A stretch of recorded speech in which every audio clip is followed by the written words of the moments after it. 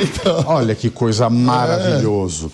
Bom, o arcabouço fiscal ainda é, né? O arcabouço fiscal é um projeto de lei para substituir o teto de gasto. Para quem é? Vamos fazer aqui escolinha do professor Girafales. Vamos lá. Chaves, eu tenho 3 maçãs. Como uma, quantas ficam?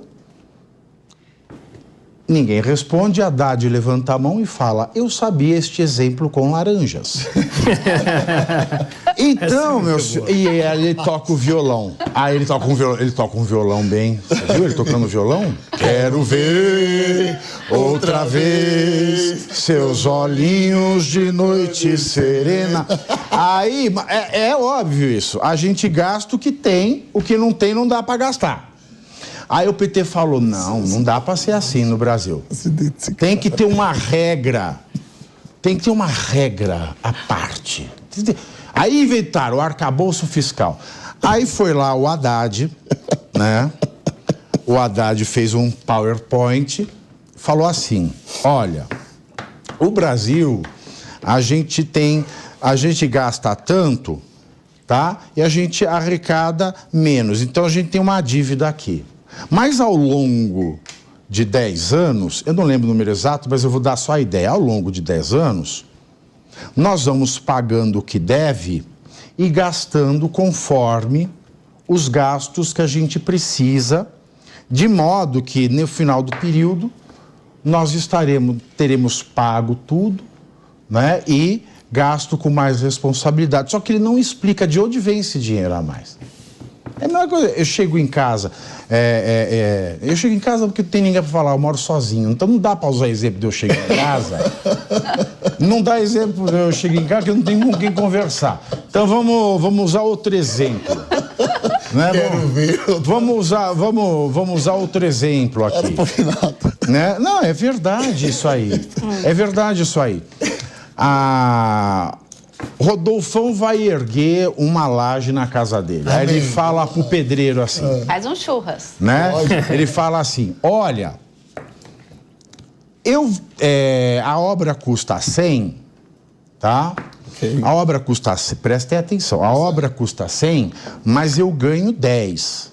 Ok. Tá? Eu vou pedir para você me fazer 30 dias para eu te pagar os primeiros 10, que eu vou parcelar... em algumas vezes, daí ele falou assim, não, eu só posso parcelar em 2. Tá bom, então me faz 60 dias, eu te pago 10, porque eu economizo dos 2 primeiros meses e eu já te pago 10, e no outro eu te pago 90, porque eu vou ter um aumento. Olha. Aumento do que ele não sabe. Como ele vai ganhar, ele não sabe, mas ele fala que vai ter. Então foi esse o arcabouço. Aí mandaram esta geringonça lá para a Câmara. A Câmara aprovou com urgência, ninguém leu, ninguém sabia do que se trata. Aprovou, foi para o Senado. O Senado mexeu, voltou para a Câmara.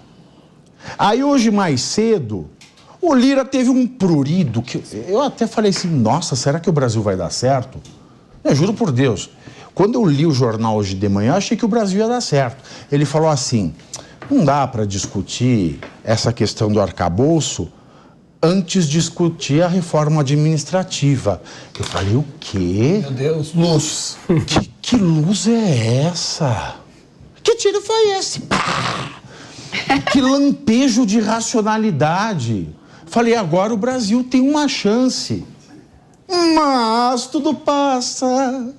Tudo passará. E essa já não é mais a ideia. E a Yasmin Costa vai nos contar agora, direto de Brasília, que o arcabouço, sem reforma administrativa, vai ser votado. Yasmin! Oi, Pavinato. Boa tarde para você, para todo mundo que está com a gente. Eu tenho que manter a compostura aqui depois dessa grande história sua para falar de um assunto que tem mexido aqui com os nervos dos políticos, justamente essa questão envolvendo o arcabouço. Desde ontem, na verdade, desde os últimos 15 dias, eles estão tentando uma negociação, porque há cerca de um mês esse projeto de arcabouço foi aprovado no Senado Federal com algumas mudanças e, como houve mudança, precisa voltar para análise da Câmara dos Deputados. E agora, desde o começo da semana ontem, eles estão aqui na residência oficial da Câmara dos Deputados, aqui no fundo é a residência da Câmara, casa de Arthur Lira, e eles estão nesse entra e sai justamente para decidir como vai ficar essa votação, se eles vão acatar ou não esse texto do arcabouço fiscal. E o que ficou decidido hoje? O deputado Cláudio Cajado acabou de sair, tem meia hora, saiu aqui da casa de Lira e disse que há um consenso entre os líderes de que sim, é preciso votar o texto do arcabouço fiscal o mais rápido possível. Só que eles não vão aceitar todas as mudanças que foram feitas pelos senadores. São 4 mudanças, eles só vão aceitar 2 dessas mudanças. O que o relatório de Cláudio Cajado, que ele saiu daqui para terminar esse relatório para apresentar ao plenário da Câmara. Ele vai incluir, vai manter a mudança feita pelos senadores, que trata de retirar do limite do teto de gastos o Fundeb e também o Fundo Constitucional, que é repassado ao Distrito Federal. Mudança feita no Senado vai ser mantida na Câmara dos Deputados. Agora, os outros 2 pontos que foram alterados no Senado e que não vão ser mantidos na Câmara são justamente os recursos que são repassados para ciência e tecnologia e também a mudança no cálculo da inflação, que poderia abrir uma brecha de cerca de 40 bilhões de reais para o governo gastar no ano que vem. O que o deputado Cláudio Cajado disse? Disse que esse cálculo, esse valor de 40 bilhões pode ser ainda maior se houver essa mudança no cálculo da inflação, pode chegar até 50 bilhões de reais. E ele ainda disse o seguinte, que o governo não precisa do arcabouço para garantir esse recurso.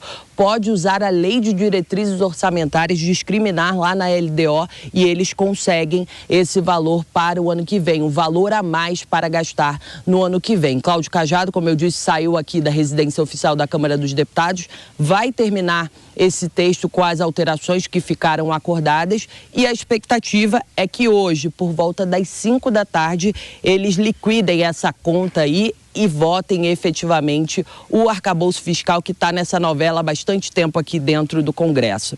Volto com você, Pavinato. Muito obrigado, Yasmin. Estamos aí, né? A gente vê a discussão, né? Se vai aprovar ou não, não se é bom ou não.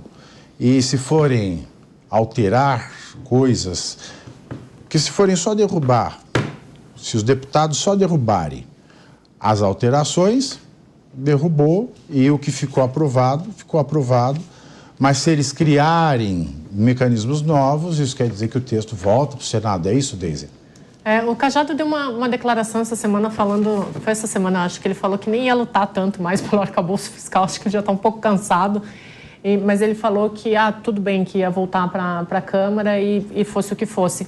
Mas tem algumas coisas que a gente tem que pensar sobre essas votações. Assim, é óbvio, é muito difícil tu falar, por exemplo, a reforma tributária ela está toda errada, ou a forma como o arcabouço fiscal está voltando para a Câmara está toda errada, porque são pautas muito maiores do que partidarismos políticos, né? Então, quando alguém fala que está errado, parece que é só uma questão, não, como é o governo do PT que está mandando essa pauta para o Congresso, parece que a direita está falando, não, é porque é do PT, mas não é. É muito difícil tu pensar numa reforma tributária ou na própria votação do arcabouço fiscal sem falar numa reforma administrativa. Como é que tu não vai saber o peso do Estado, ainda mais de um Estado que tem 37 ministérios, está querendo criar mais 38 ministérios, como é que tu não vai saber o peso desse Estado para propor uma reforma tributária? Então, assim, como o Pavinato falou, a gente está discutindo muito mais, vai ser aprovado, não vai ser aprovado, quem é que ganha, o governo ganha, a direita ganha, e a gente não está discutindo se isso é bom ou não. E assim, eu lamento adiantar, não é bom. Daqui a 4, 5 anos, a gente vai ter que rever tudo isso de novo, é o aprovar pelo aprovar. Eu sempre lembro, assim, do que foi estarrecedor o PL das fake news. Hoje tu encontrou o Prando lá, a gente escreveu um livro sobre fake news. É estarrecedor tu ver como as coisas são discutidas aqui no Brasil. Daqui a 2, 3 anos vai voltar todo o problema de novo, porque a gente vai aprovar isso daí a toque de caixa, vai dar um rebuliço. Você lembra que isso já aconteceu? Pode interromper, por favor? Pode, claro. Isso aconteceu já com a reforma da Previdência, quando o Guedes falava, tem que mudar para capitalização. É uma matemática, vai acontecer. Independente da tua ideologia, 2 mais 2 é 4 para todo mundo. Se você não muda para capitalização, daqui a pouco mais gente está vivendo no sistema e menos gente contribuindo. Isso vai tender a zero.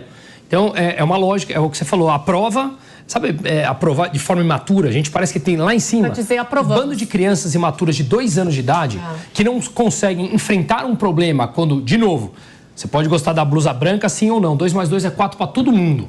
Vamos encarar o problema de frente. Parece que a gente tem eternas crianças de 2 anos comandando um país de 210 milhões de habitantes. O Maquiavel falava, né? Política é o que é, não o que tu quer que seja. Tá, exatamente, é impressionante. Então aprova agora um pouquinho, daqui a pouco a gente traz de volta o Agora são 15 horas e 4 minutos.